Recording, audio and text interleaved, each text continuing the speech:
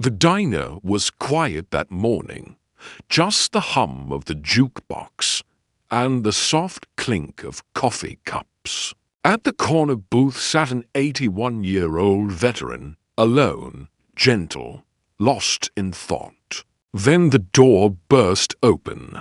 A biker swaggered in, laughed, and without warning, slapped the old man across the face. The sound froze everyone. No one knew who the veteran really was. Before we dive in, tell us in the comments. Where in the world are you watching from? The slap echoed through the chrome-plated walls of the diner like a gunshot. And for a moment, every fork stopped midair. Every coffee cup froze in trembling hands. And 81-year-old Hank Rowley, silver-haired and scarred, a U.S. Marine Corps veteran who'd bled on foreign soil for a flag he now saw desecrated. In front of his eyes, wiped the blood from his lip in stunned silence as the tattooed biker towered over him, sneering, "Fuck off, old fool."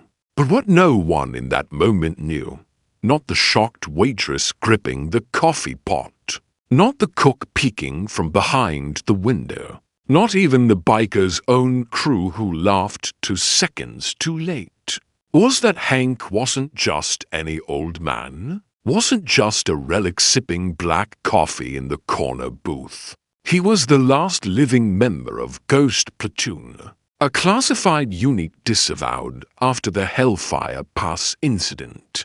A man whose name still gave nightmares to war criminals who survived, though few did, and before today. He hadn't raised his hand in anger in over 40 years, not since the day he buried his only son.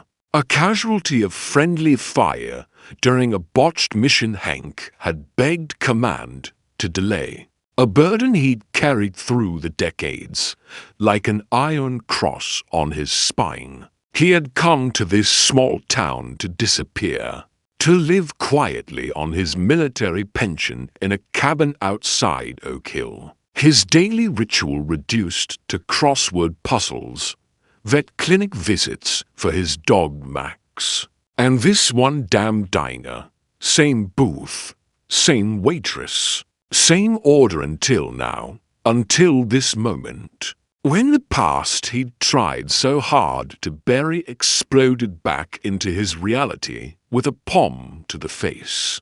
From a man who thought age meant weakness. And as the biker swaggered back to his booth, laughing with 2 other gang members in leather cuts tagged Vultures MC, Hank exhaled slowly, eyes fixed on the coffee cup in front of him, still trembling slightly, the way his hands had during ambush nights in Cambodia. And it wasn't rage that rose inside him, it was memory, cold and surgical, because violence, once learned properly, never leaves you. It just waits in shadows for permission to act. And when the biker barked out, "You deaf too, Grandpa?"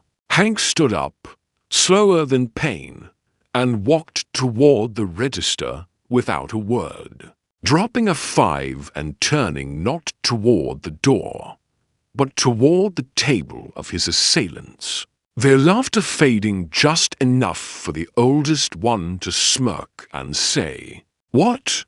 You want to teach me a lesson, Pops?" And in that breathless second, Hank tilted his head just enough to see the waitress's panicked eyes and whispered, "Call the sheriff and tell him to bring a body bag," then turned and, without warning, grabbed the biker's beer bottle off the table, cracked it across the leader's temple with such precision it shattered into a storm of blood and foam, and the man went down like a sack of bricks, while the other lunged one drawing a switchblade.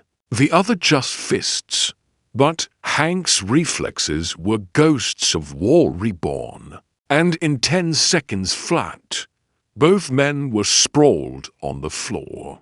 The blade bent, ribs cracked, one howling for his mother, and the other unconscious with a broken nose. And the entire diner erupted screams. Cell phones, one man yelling, "Is this real?" And an old woman clutching her chest until the sheriff, a tall man named Briggs, stormed in with deputies, and his hand already on his weapon until he saw Hank and froze, whispering, "You're not supposed to be alive."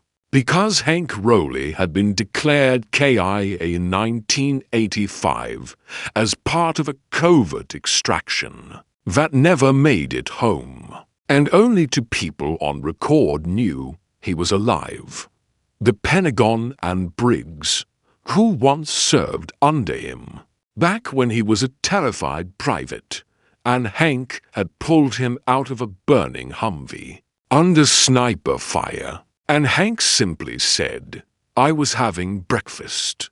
But Briggs saw the truth the old lion had just awakened. Word of the incident spread faster than fire in dry brush, and by sundown, half the town was at the diner.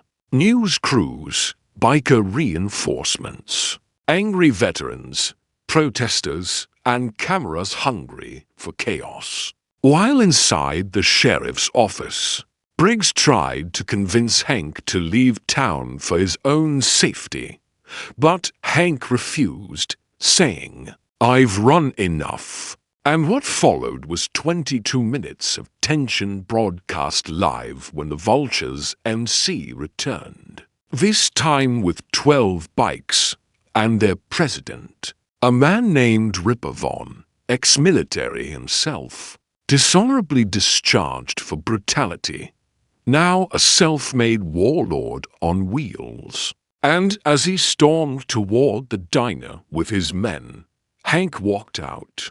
No weapon, just the same faded jacket with USMC still embroidered in the chest, standing on the front steps like a sentinel from another age.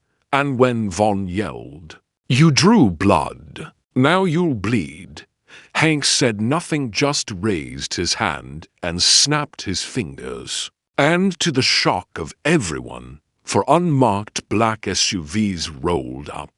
Men in suits stepping out, an SA, DOD. Someone bigger, because Hank Rowley's name might have been buried in some forgotten file. But the right ears never forgot. And when one of the agents whispered in Vaughn's ear, the biker's smirk crumbled into silence, and without a word, they backed off, engines rumbling into retreat as the crowd watched in disbelief. And the story exploded across the country, news anchors calling him a hero, veterans rallying behind him, politicians trying to use his name.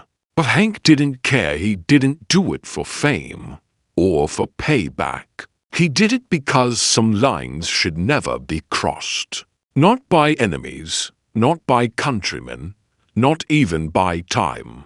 And as he returned to his booth the next morning, same waitress, same order, a small American flag now sat by his plate. And Max the dog lay beside him as if guarding history itself. And though the diner buzzed with reverence now, Hank just sipped his coffee like always, the scars on his hands finally warm in the morning light.